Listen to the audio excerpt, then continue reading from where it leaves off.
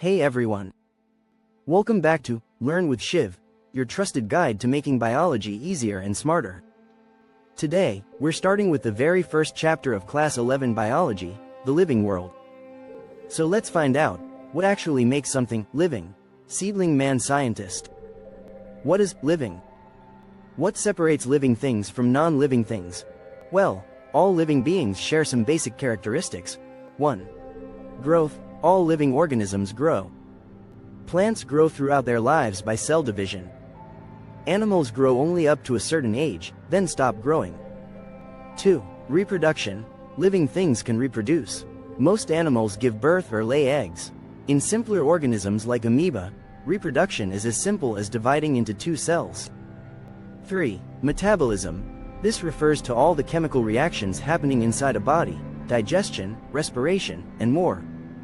It's considered a definitive feature of life. Even in a test tube, if there's a chemical reaction that mimics life, it's only called metabolic reactions, not life itself. 4. Consciousness. Perhaps the most unique feature. Living organisms respond to their environment.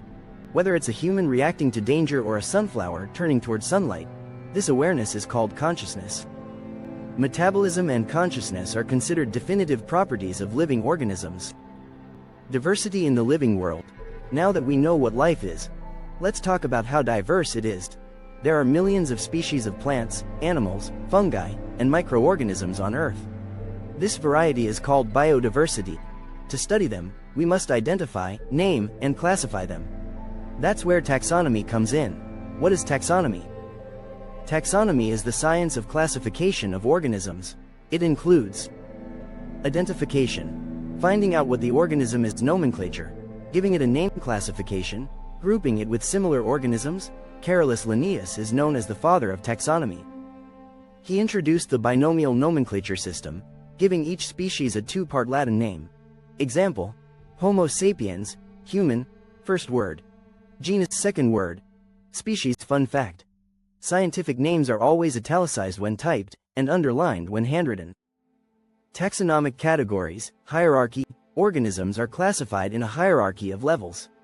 From broad to specific.